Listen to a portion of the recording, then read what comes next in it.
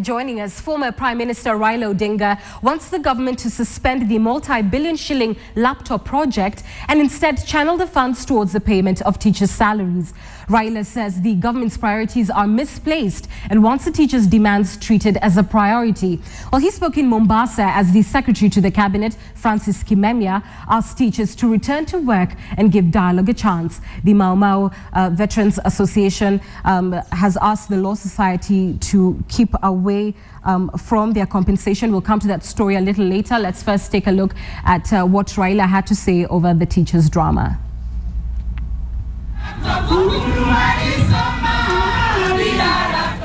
Come Monday, the teachers' strike called by the Kenya National Union of Teachers will enter its second week as the Kenya Union of Post-Primary Teachers marks the third week since teachers under its umbrella abandoned classrooms.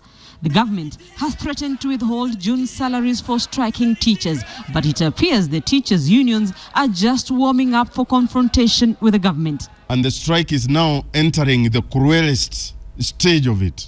The real strike commences on Monday, 1st of July. As the teachers maintain a hardline stance, former Prime Minister Raila Odinga is turning the heat on the government over the crisis in the education sector as the government prepares to implement the laptop project. It is basically somebody who is trying to implement something upside down, climbing the tree from the top and then from down. That money should be actually diverted and paid to teachers as salaries. Raila's former deputy Musalia Mudavadi has broken his silence, wading into the teachers' strike. Speaking during the burial of former National Bank Managing Director Reuben Marambi, Mudavadi says the standoff in the education sector is a national emergency and it is not enough for the president to call for dialogue about it. He wants the president to take personal charge to bring normalcy to the sector.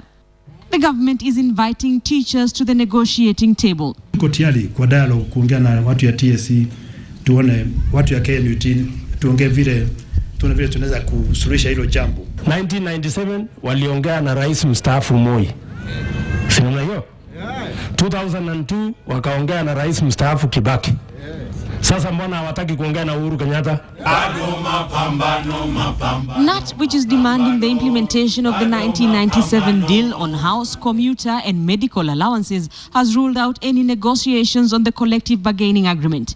CUPET, which is demanding harmonization of leave, commuter and responsibility allowances, is now singing the same tune.